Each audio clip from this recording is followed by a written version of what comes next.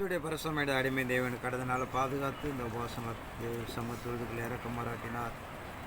நாமத்து மைவனதாக தேவன் அறிவித்த ஒரு வார்த்தை வாசித்து கடந்து சொல்லுவோம். சங்கீத புஸ்தகம் 56ஆம் அதிகாரம் 8ஆம் வசனத்தை வாசிப்போம்.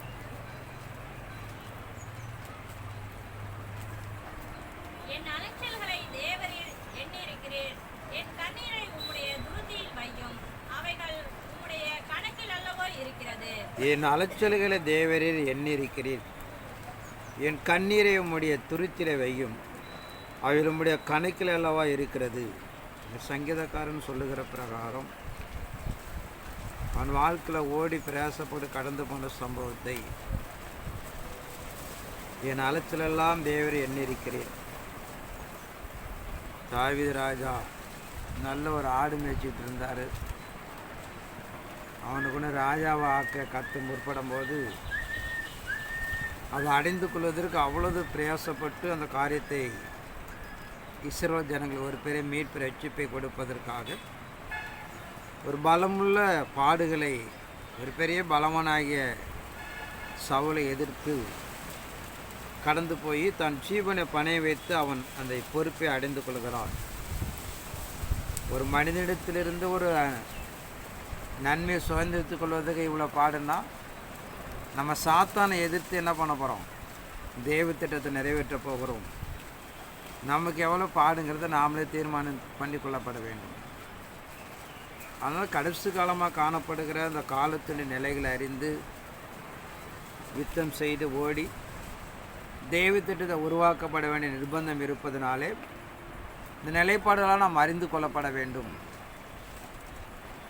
காலங்காலமாக செய்து கொடுக்க முடியாமல் ஒரு பெரிய தெய்வ திட்டத்தை நாம் எதிர்நோக்கி ஓடிக்கொண்டிருக்கிறோம். அதன் அடிப்படையில் அவன் சொல்லுகிறான், என் அலைச்சலெல்லாம் நீ அறிந்திருக்கிற ஆண்டவரே, என் கண்ணீரை உம்முடைய துருத்தில வையும், அவைகள் உம்முடைய கணக்கில் அல்லவா இருக்கிறது என்று சொல்லி.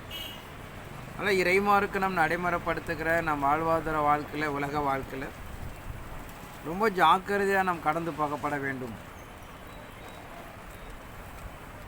நாம் செய்கிற ஏதோ நன்மை அடைந்து கொள்வதற்காகவோ ஒரு இடர்களை உண்டாக்கி நம்முடைய வாழ்க்கை பாதையில் மற்றவங்களுக்கு கண்ணீர் விடுவதற்கு காரணமாக இருந்தால் தண்டிக்கப்படுவோம்.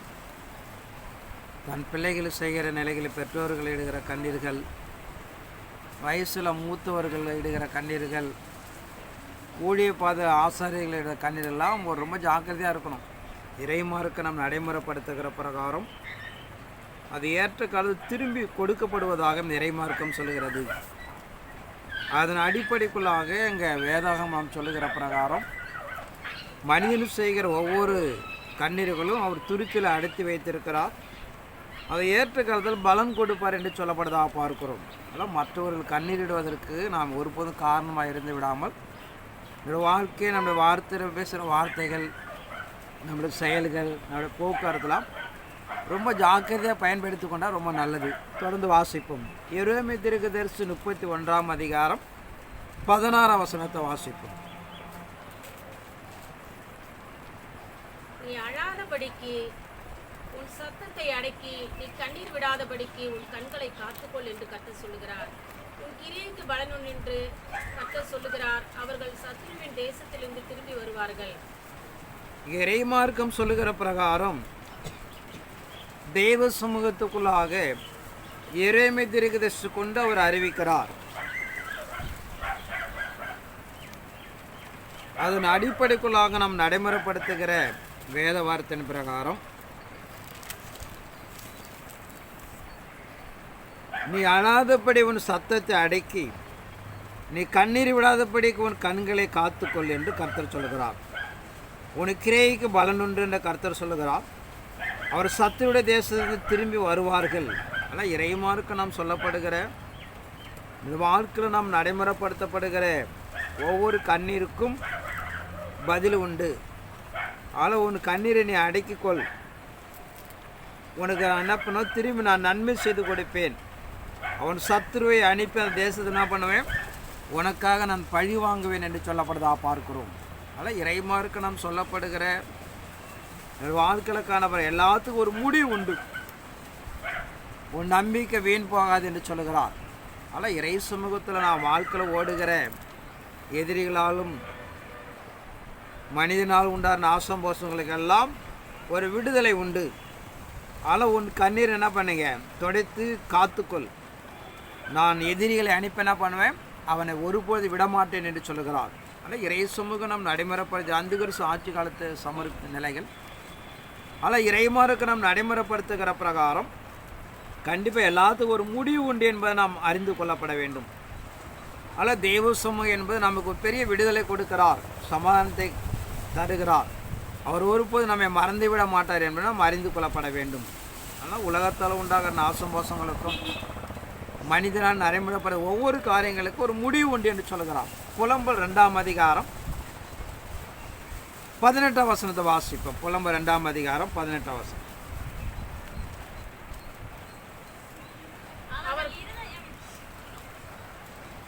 அவர்கள் இருதயம் ஆண்டவரை நோக்கி கூப்பிடுகிறது.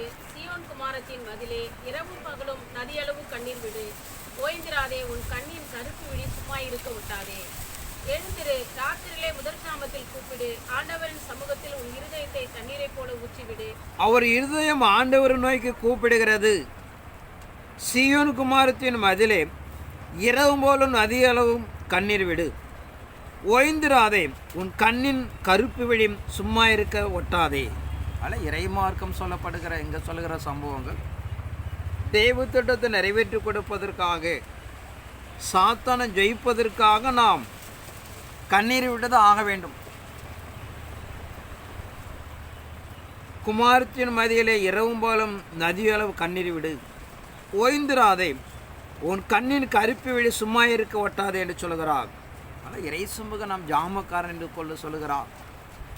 தேவ திட்டத்தை நாம் நிறைவேற்றி கொடுப்பதற்கு, இறைமார்க்கு நாம் சார்ந்து கடந்து போகிற விஷயங்களில் தேவன் நம்ம கட்டளை கொடுக்கிற பிரகாரம் உன் கருப்பு விழி என்ன பண்ண சும்மா இருக்க விடாதே. நீ இரவு போது தெய்வ சமூகத்தை என்ன பண்ண, உன் கண்ணீரை நீ விடு. கர்த்தர் என்ன பண்ணுவார், உன்னை யுத்தம் செய்வார் என்று பார்க்கிறோம். அதனால் ஒரு இடத்துல தேவை கண்ணீர் விட்டு தான் ஆகணும். ஒரு இடத்துல கண்ணீரை என்ன பண்ண காத்துக்கொள் என்று சொல்கிறார். ஆனால் தெய்வ திட்டத்தை நிறைவேற்றி கொடுப்பதற்காக, சாத்தானை தோற்கடிப்பதற்காக ஒரு இடத்துல நான் பார்க்கிறோம் கண்ணீர் விட்டு தான் ஆகப்பட வேண்டும். ஏன்னா உலக வாழ்க்கையில் ஜெயம் அடைவதற்கு, தேவனிடத்து நாம் நன்மை பெறுவதற்கு நிறைய இருக்குது. ஜெபிக்கிறோம், விண்ணப்பிக்கிறோம், உபவாசிக்கிறோம், பொருத்தனை பண்ணுகிறோம். இது எல்லாத்தையோட பெரிய ஜவான் பார்த்தீங்கன்னா கண்ணீர் தான். இறைமாருக்கு நம்ம கற்றுக் கொடுத்துருக்கிற பிறகு நிறைய நிலைகளில் தெய்வ சமூகத்தில் நிறைய கண்ணீர் விட்டு நான் நிறைய என்ன பண்ணாங்க ஜெயித்து இருக்கிறாங்க. அன்னால பார்க்கிறோம், இசைக்களை பார்க்கிறோம், யோசிப்பை பார்க்கிறோம், தானியேல் தீர்க்கதரிசி பார்க்கிறோம். ஆகாரம் எல்லாம் கண்ணீர் விட்டு தேவ சமூகத்தை ஒரு பெரிய நன்மை பெற்றவர்கள் என்று பார்க்கிறோம். ஆனால் இறை சமூகம் எதிர்பார்க்கிற நாம் இறைவனை சார்ந்து நன்மை பெற்றுக்கொள்வதற்கு, மேன்மை அடைவதற்கு ஒரு பெரிய சிறந்த வைத்தியம், சிறந்த ஒரு வழின்னு பார்த்தீங்கன்னா நாம் ஏறெடுக்கிற கண்ணீர் கர்த்தர் அவர் தன் துருத்தில் அடைத்து வைத்திருக்கிறார். அதனால் இறைமாருக்கு அந்த சம்பவத்தை கேட்டு அவர் ஏற்ற காலத்தை என்ன பண்ணுறாரு, நமக்கு நன்மை செய்கிறார் என்று சொல்லப்படுதா பார்க்கிறோம். ஆனால் உன் கருப்பு விழி எப்படியாக தூங்க விடாதே. இரவும் போல தேவ சமூகத்தை கடந்து போய் சாத்தானை தோற்கடிப்பதற்கு அவரது இரக்கத்தை தேடிக்கொள் என்று சொல்லப்படுதா பார்க்கிறோம். எசேக்கியேல் தீர்க்கதரிசி 24ஆம் அதிகாரம் 16ஆம் வசனத்தை வாசிப்போம். மனுபுத்திரனே, இதோ நான் உன் கண்களுக்கு விருப்பமானவைகளை ஒரே அடியினாலே உன்னை விட்டு எடுத்துக்கொள்ளுவேன்.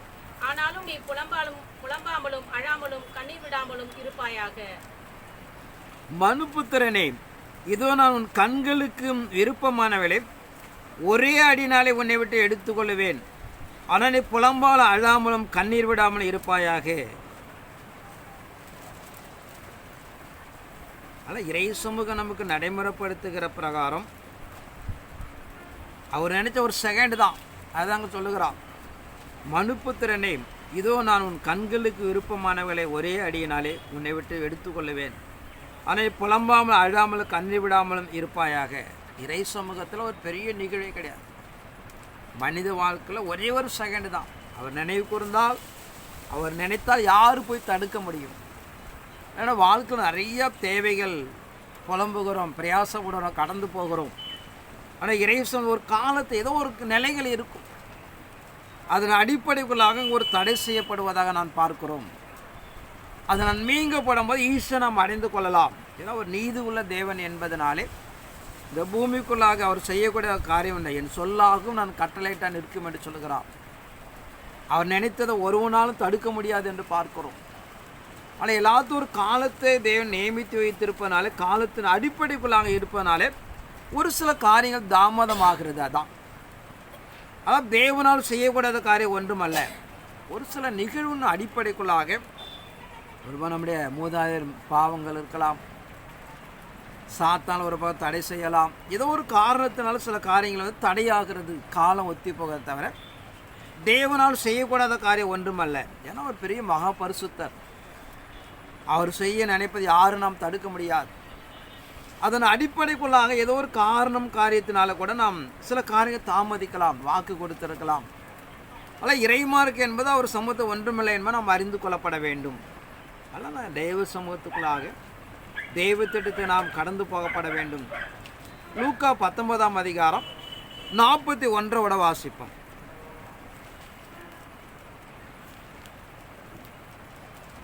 அவர் சமீபமாய் வந்தபோது நகரத்தை பார்த்து அதற்காக கண்ணீர் விட்டு அழுது,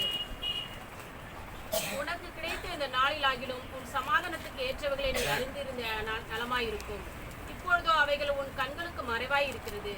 உன்னை சந்திக்கும் காலத்தை நீ அறியாமற் போனபடினால் உன் சத்துருக்கள் உன்னை சூழ மதில் போட்டு உன்னை வளைத்து கொண்டு எப்பக்கத்திலும் உன்னை நெருக்கி. அவர் சமீபமாய் வந்தபோது நகரத்தை பார்த்து அதற்காக கண்ணீர் விட்டு அழுது, உன்னை கிடைத்த அந்த நாளிலாகிலும் உன் சமாதானத்துக்கு ஏற்றவனை நீ அறிந்திராதனால் நலமாய் இருக்க. இப்போதே அவைகளை உன் கண்களுக்கு மறைவாய் இருக்கிறது. அவர் எருசலேம் நகரத்தை பார்த்து அழுகிறார். எவ்வளவு கிரியை!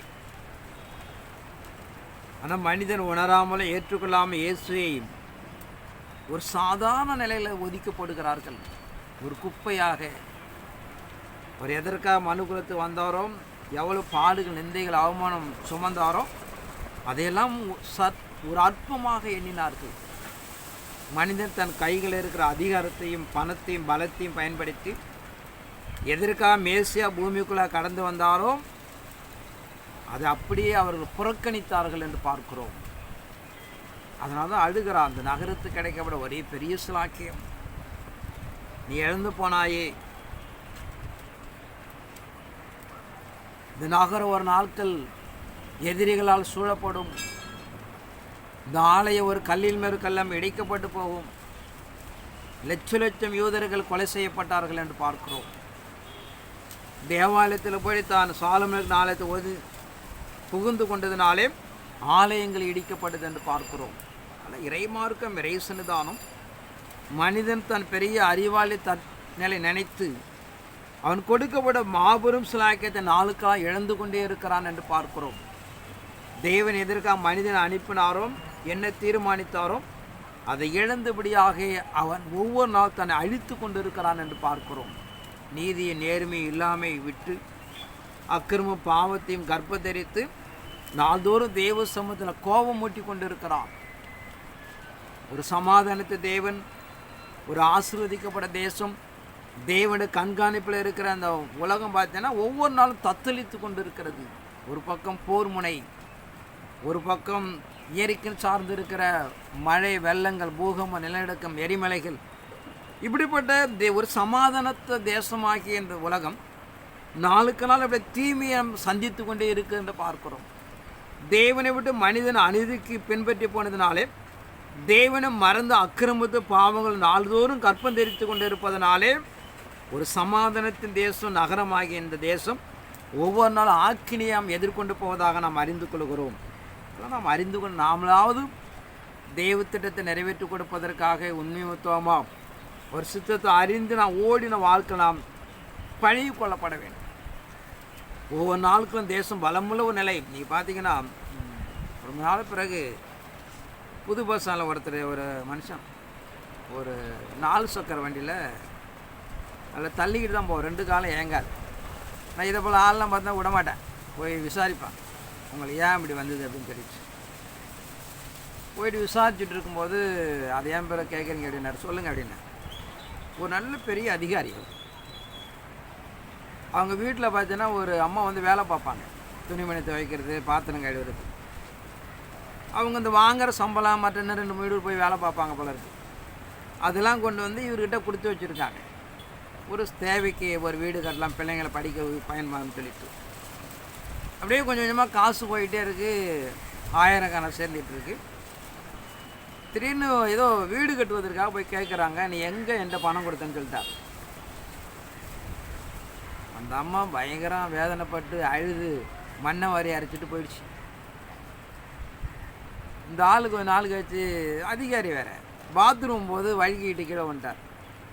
கீழே வந்து 2 காலமே நடக்க முடியாமல் போயிடுச்சு. நீங்கள் பார்த்தீங்கன்னா ஒரு 15 வருஷம் முன்னாடி நடந்த விஷயங்கள். சீர்கா தள்ளு வண்டியில் அப்படியே உட்காந்துட்டு தள்ளி கையால் தள்ளிட்டு தான் போவார், பிச்சை எடுத்துகிட்டு போவார்.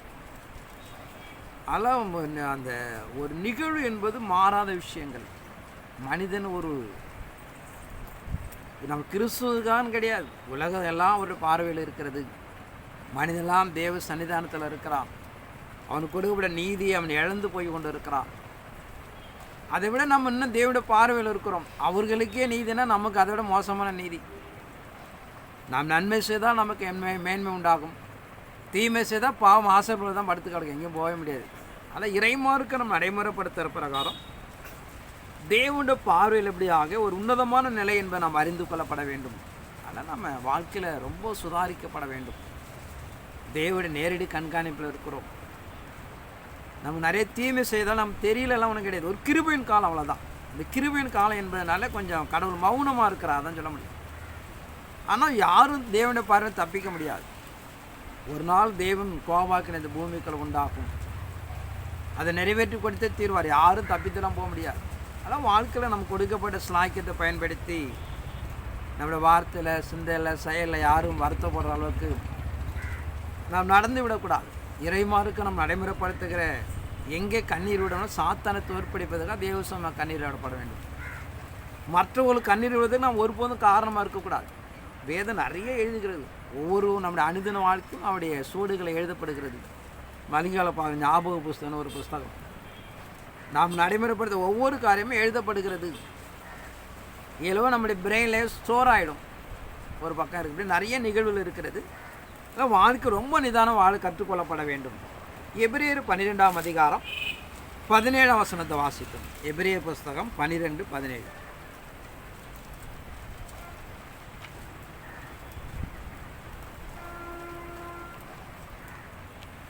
ஏனென்றால் பிற்பாடு அவன் ஆசீர்வாதத்தை சுதந்திரித்துக் கொள்ள விரும்பியும் ஆகாதன் என்று தள்ளப்பட்டதை அறிவீர்கள். அவன் கண்ணீர் விட்டு கவலையோடே தேடியும் மனமாறுதலை காணாமற் போனான். இங்கே இறைமார்க்கத்தில் நம்ம பார்க்கிறோம், இந்த பக்தனுடைய வாழ்க்கை நாம் நினைவு கூறுகிறோம். அவன் பிற்பாடு ஒரு விஷயத்தை இழந்து போகிறான். அதை அடைந்து கொள்வதற்கு ஆசைப்பட்டும் அவன் சுதந்திரித்துக் கொள்ள முடியல என்று சொல்கிறார். வாழ்க்கையில் வாய்ப்பு என்பது ஒரு முறை தான்.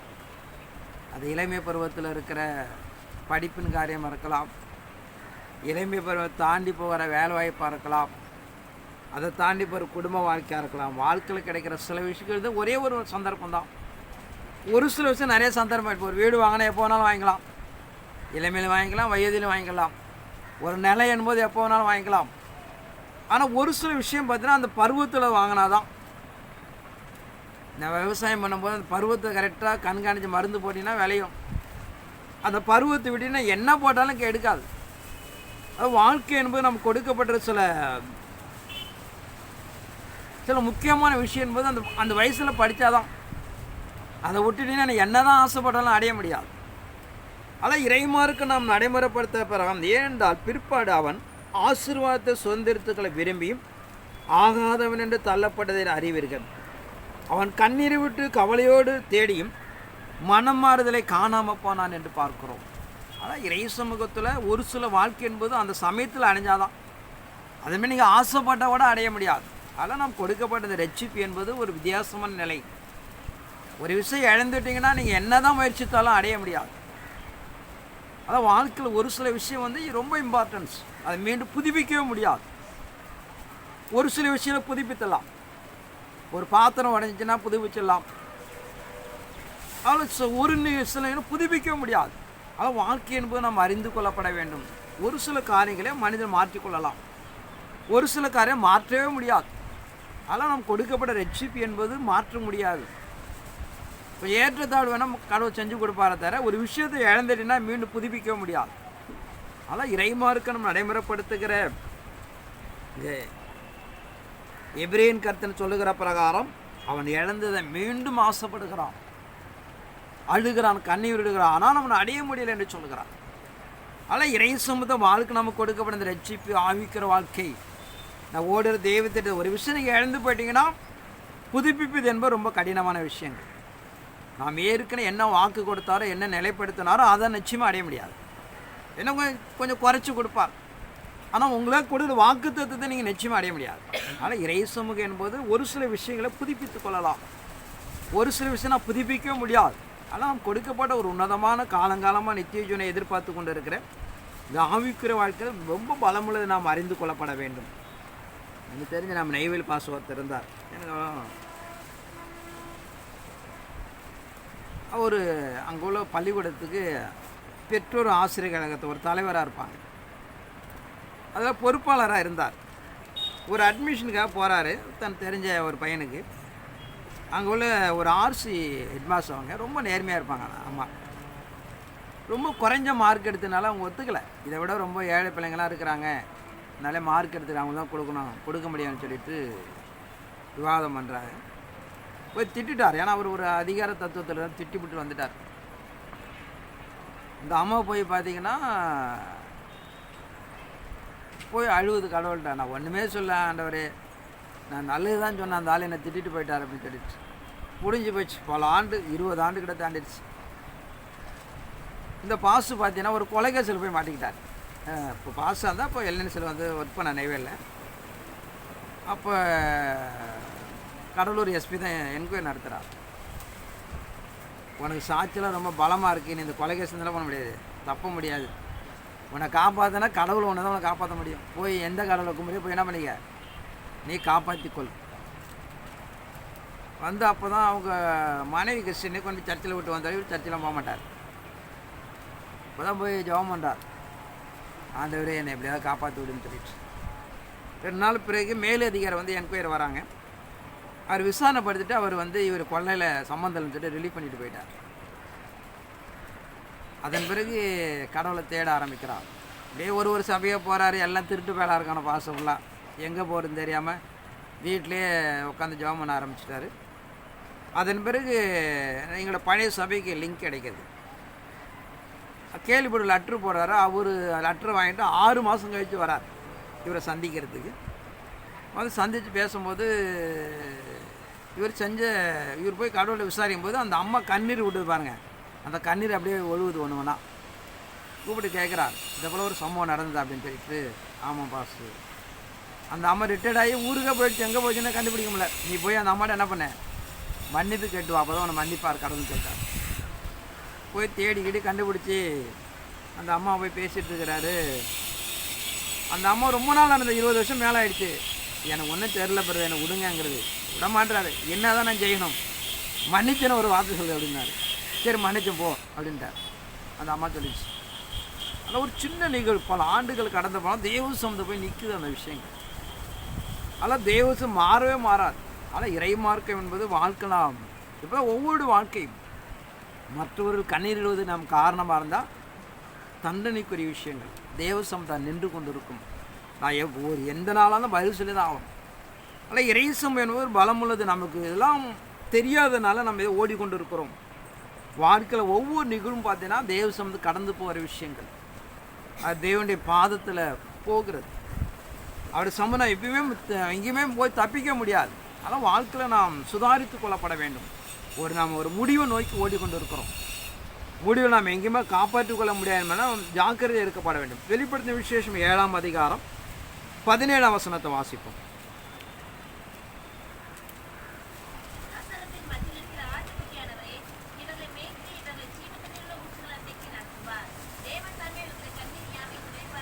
சிங்காசனத்தின் மத்தியில் இருக்கிற ஆட்டுக்குட்டியானவரை இவளை மேய்த்து இவளுடைய ஜீவத்தின் உள்ள ஊற்றண்டைக்கும் நடத்துவார். தேவன் தான் இவளுடைய கண்ணீரியாவையும் துடைப்பார். அதெல்லாம் நாம் இறைமார்க்குன்னு நடைமுறைப்படுத்துகிறேன். இந்த உலகத்தின் வாழ்க்கையில் நாம் கடந்து போகிற விஷயத்தில் இறைமார்க்கம் நடைமுறைப்படுத்துகிற பிரகாரம் ஆட்டுக்குட்டியானவர் ஒரு நிரந்தரமான நம்ம வாழ்க்கைக்கு என்ன பண்ணுறாரு, அவர் நம்முடைய வாழ்க்கையை மாற்றி கொடுக்கிறார் என்று சொல்லுகிறது. அதனால் இறைமார்க்கம் நடைமுறைப்படுத்துகிற பிரகாரம் கடைசியினுடைய நிலைகளை நாம் கடந்து போகிறோம். ஒரு பலமுள்ள காலத்தை நாம் சந்தித்து எதிர்பார்த்து கொண்டு இருக்கிறோம். இந்த காலத்தின் நிலை பார்த்தீங்கன்னா பலமுள்ள நிகழ்வு. எப்படியே ஜெயித்து ஆகப்பட வேண்டும், அதான் முக்கியம். வாழ்க்கையில் ஏதோ நாம் இழந்தாலும் நான் நித்திய ஜீவனை நாம் அடைந்து கொள்ளப்பட வேண்டும் என்று இறைமார்க்கம் சொல்லப்படுதா பார்க்கிறோம். வெளிப்படுத்தின 21ஆம் அதிகாரம் 4ஆம் வசனத்தோட வாசிப்போம். அவர்களுடைய கண்ணீர் யாவையும் தேவன் துடைப்பார். இனி மரணமும் இல்லை, துக்கமும் இல்லை, அலறுதலும் இல்லை, வருத்தமும் இல்லை, முந்தினவைகள் ஒழிந்து போயினே என்று விளம்பரம். அவருடைய கண்ணீர் யாவையும் தேவன் துடைப்பார். இனி மரணம் இல்லை, துக்கம் இல்லை, அலறுதலும் இல்லை, வருத்தம் இல்லை, முந்தினவையெல்லாம் ஒழிந்து போனே என்று விளம்பினது. அதான் இறை சமூகம் நடைமுறைப்படுத்துகிற பிரகாரம் இந்த வாழ்க்கைக்கான அவர் எல்லாத்துக்கும் ஒரு பெரிய முற்றுப்புள்ளி வைக்கிறார். இறைமாருக்கு நம்மை காப்பாற்றி கொடுப்பதாக நான் பார்க்கிறோம். ஆனால் வாழ்க்கையில் நான் ஒவ்வொரு நாளும் நம்முடைய வார்த்தையினாலே நம்ம செயல்கள் எவ்வளோ நாம் துன்பப்படுத்தி கொண்டு இருக்கிறோம். பெற்றோர்களை துன்பப்படுத்துகிறோம், நம்முடைய உறவினரை துன்பப்படுத்துகிறோம், நம்ம சார்ந்து இருக்க துன்பப்படுத்துகிறோம். ஆனால் அவர் நடைமுறைப்படுத்துகிற அவருடைய வேதனைகள் கண்ணீரெல்லாம் ஒவ்வொரு மனிதனும் தெய்வசம் பதில் சொல்லி ஆக வேண்டும் என்று சொல்கிறது. ஆனால் இறை சமூகம் நடைமுறைப்படுத்தி நீங்கள் யோவானில் பார்த்தீங்கன்னா சொல்கிறான், உன் வாயிலிருந்து பிற ஒவ்வொரு வார்த்தை குறித்தும் நீங்கள் கணக்கு ஒப்பி ஆகப்பட வேண்டும். நாளுக்கு நான் வீணாக பேசுகிற கெட்ட வார்த்தைகள், மற்றவங்களை பற்றி வீணாக பேசுகிற தகாத வார்த்தைகள், இதெல்லாம் வாழ்க்கை நம் நிதானிக்கப்பட வேண்டும். வாய்க்கு வந்தெல்லாம் பேசிட்டு போயிடுறோம். ஆனால் தெய்வ சமூகத்தை நாம் சிக்கிக்கொள்ளப்பட வேண்டிய இறைமார்க்கம் சொல்கிறது. அதாவது காலத்தின் அடிப்படைக்குள்ளாக இறைமார்க்கம் நாம் நடைமுறைப்படுத்துகிற பிரகாரம் நாம் தெய்வ சமூகத்தில் ஜாக்கிரதையாக காணப்பட வேண்டும். அப்படி காணப்படுது நாம் கடைசிகளை தெய்வத்திட்ட பார்த்தீங்கன்னா நாம் நிறைவேற்றி கொடுக்கப்பட வேண்டும். ஆனால் எந்த அளவுக்கு பேசாமல் இருக்கிற அந்த அளவுக்கு வாழ்க்கை நல்லது. இல்லைன்னா நாம் தெய்வ சமூகத்தில் ஒவ்வொரு காரியத்தை குறித்தும் பதில் சொல்லி ஆகப்பட வேண்டும். ஆனால் இறைமார்க்கம் அப்படி நாம் நடைமுறைப்படுத்துவதனாலே, தேவனுடைய சமூகம் நமக்கு நடைமுறைப்படுத்துவதனாலே நாம் பூமிக்குள்ளாக நடைமுறைப்படுத்துகிற ஒவ்வொரு காரியங்களுக்கும் அதுக்கு பிரதி பலன் உண்டு என்று சொல்கிறார். தேவன் ஒரு நாள் விசாரிப்பார் என்று சொல்லப்படுவதாக பார்க்கிறோம். அதன் அடிப்படைக்குள்ளாக நாம் தேவ சமூகத்துக்குள்ளாக எந்த அளவுக்கு நாம் வாழ்க்கையில் இந்த பூமிக்கிற வாழ்க்கையில் நிதானித்துக்கொள்ள அந்த அளவுக்கு நாம் பாதுகாத்து கொள்ளப்பட வேண்டும். ஆனால் நாம் இறை சமூகம் வலியுறுத்துகிற பிரகாரம் ஒரு கடினமான காலத்தை நோக்கி ஓடிக்கொண்டு இருக்கிறோம். ஒவ்வொரு நாளும் கண்ணீர் பள்ளத்தாக்கில் ஓடுகிறோம். சாத்தான் மனிதர்களை ஏவுகிறான். ஒவ்வொரு நிலைகளுக்குள்ளாக மனிதனை என்ன பயன்படுத்தி அவன் வேதனைப்படுத்துகிறான். அதன் அடிப்படைகளாக இறைமார்க்கு நாம் நடைமுறைப்படுத்துகிற பிரகாரம் எவ்வளோ ஜாக்கிரதையாக காணப்படும் அந்த அளவுக்கு நமக்கு பயனுள்ளதாக என்ன நாம் அறிந்து கொள்ளப்பட வேண்டும். அதனால் நம்ம இறை சமூகம் நாம் சொல்லுகிற பிரகாரம் தாவீது ராஜா சொல்கிறார், என் நிந்தனைகளை நிலைநிறுத்திப்பார், திராசல் நெருத்துப்பார். அப்படின்னு யோபு பக்தன் சொல்லுமா நிறைய சொல்வார், என் நீதியை திராசல் நெருத்துப்பார் ஆண்டவரை, நான் இவ்வளோ கஷ்டப்படுகிறேன் என்று சொல்லி. ஆனால் இறை சமூகம் நம்ம நடைமுறைப்படுத்துகிற பிரகாரம் ஒரு காலத்தின் எல்லையை கடந்து போவதனாலே சாத்தான் பலவிதமாக நம்மளை வேதனைப்படுத்துகிறான். மனிதர்கள் மூலியமாக, அதிகாரம் மூலியமாக ஒவ்வொரு வருத்தப்படுத்துவதனாலே எல்லாத்துக்கும் ஒரு முடிவு உண்டு என்பதை மட்டும் நம்ம அறிந்து கொள்ளப்பட வேண்டும். ஆனால் இப்படிப்பட்ட நிலைகள் இருப்பதனாலே தேவன் அதான் வேதம் நமக்கு ஒரு வெளிப்படுத்த 8ஆம் அதிகாரம் 1 வாசிப்போம்.